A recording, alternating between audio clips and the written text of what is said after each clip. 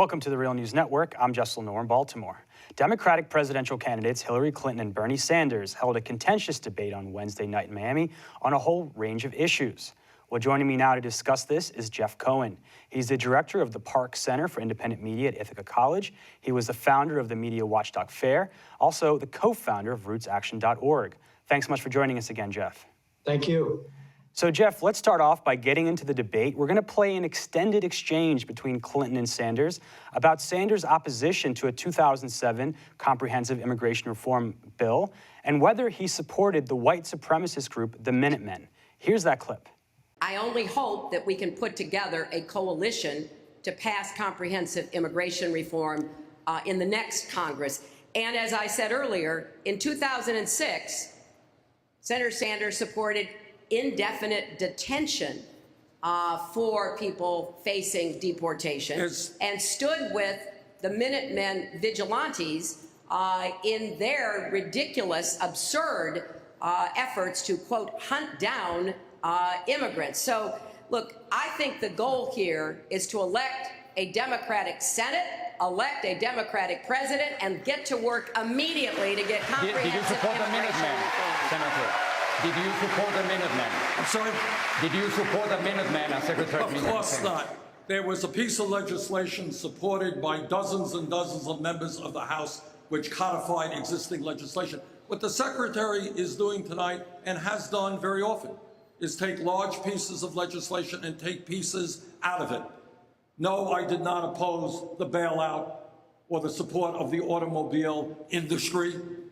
No, I do not support vigilantes, and that is a horrific statement, an unfair statement to make. I will stand in terms of my political career, fighting for workers, fighting for the poorest people in this country. Madam Secretary, I will match my record against yours any day of the week.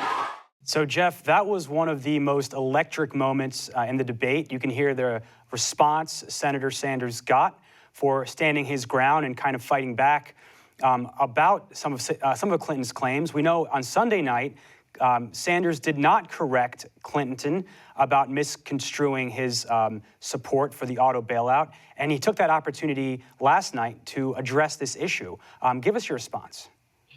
Well, I think one reason why Bernie supporters might have been elated is he was fighting back. And many Bernie supporters have been critical of him for just letting Hillary Clinton distort and smear his record. And when he's had opportunities to criticize her specifically, he backs off. He's more comfortable attacking the system than to point out how closely Hillary Clinton is corrupted by the system. But yes, that was, it's an example of what Bernie knew he was going to be up against, but sometimes he doesn't seem to be admitting it, which is the powerful Clinton lie machine. They are willing to do anything to get elected.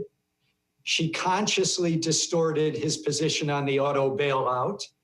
Everyone knows that Bernie Sanders is a critic of Wall Street and does not believe that taxpayers should bail out the crooks and financial manipulators who so ruin the U.S. and global economy.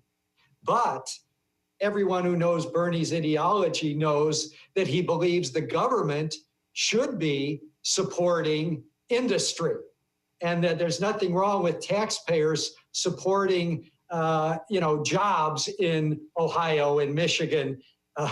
So that was a huge smear. Hillary had an ad running I've got my relatives, my family's from Michigan. She was running the ad attacking Bernie over the auto bailout, which he clearly was supportive of. He just wasn't for giving hundreds of billions to Wall Street. So here she comes now, a few days later, and she's bringing up a new smear linking Bernie to the racist right-wing Minutemen on the U.S.-Mexico border, and I think he snapped, correctly so.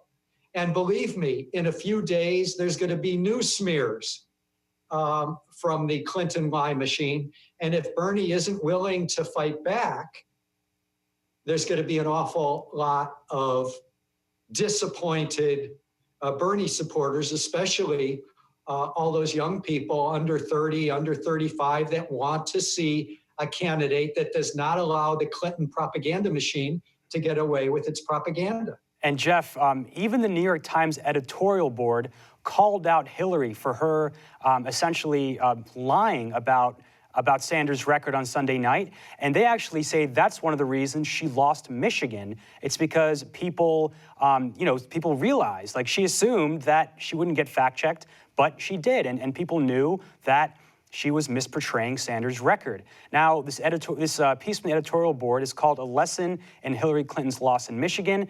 And one of the lines goes, Ms. Clinton's falsely parsing Mr. Sanders' Senate vote on a 2008 recession-related bailout bill as abandoning the auto industry rescue hurt her credibility. Now, again, this is the New York Times editorial board, which has come out and endorsed Sanders. They're saying— No, they've endorsed her. Sorry, I misspoke there. They endorsed Clinton. And so they're saying she's risking her electability in November if she continues to spout these lies. I'm heartened by that editorial, but I think the Times is wrong. Lying works. Lying works because the corporate mainstream media doesn't usually correct the Clintons or powerful individuals and groups. This was an anomaly. I'm heartened by the New York Times editorial, but I think Hillary Clinton will continue to smear, will continue to distort. I mean, there's almost nothing that, is hard for me to believe about Bill and Hillary Clinton and the Clintonites and what they're capable of doing in terms of propaganda. But linking Bernie Sanders to the right-wing racist Minutemen on the U.S.-Mexico border, that was beyond belief. And we don't know if Bernie Sanders would have won Michigan by more if it hadn't been for Hillary Clinton with that lie, that distortion, that misleading about Bernie being against bailing out the auto workers of Michigan. I've got a feeling it was effective and that Bernie would have won by a little bit more in Michigan if that lie had not been told and then run on broadcast advertising hour after hour in Michigan right up to the voting. Well, and we're also coming to a crucial time in this election. In just a few days, there's going to be, a primary in states like Florida, which is a winner-takes-all state. Some 500 delegates are going to be up for grabs next week. And I wanted to bring up a piece. We talk a little bit about the media, but, fairness and accuracy in reporting noted that the Washington Post ran 16 negative ads in 16 hours on Bernie Sanders, right around the Michigan, the crucial Michigan primary. You were sort of surprised the New York Times corrected Clinton on this. How do you evaluate overall the role that the corporate media is playing in the Democratic primary? The corporate media may not like Hillary Clinton or Bill Clinton as individuals, but the corporate mainstream media, NPR, New York Times, Washington Post, they love their ideology. They love their corporate centrism. They like the fact that it's a semi-hawkish foreign policy of the Clintons, pro-Wall Street, but liberal on gay rights and abortion. So the Clintons are ideologically supported by the corporate mainstream media. And it's why Bernie Sanders knew he's not naive about corporate media. Indeed, I talked to him once after the first debate. He's the first candidate I'm aware of that ever during a nationally televised debate criticized the corporate media by that name. So that was wonderful to see. He knows they're going to be after him. He's got an ideology that is so different than corporate mainstream media when it comes to these free trade treaties. The New York Times and Washington Post, FAIR has done studies for years, is pro, quote, free trade, fanatically so. He's so much more about taxing the rich and taxing the 1% and taxing corporations than they are in the corporate liberal or corporate centrist or corporate mainstream media.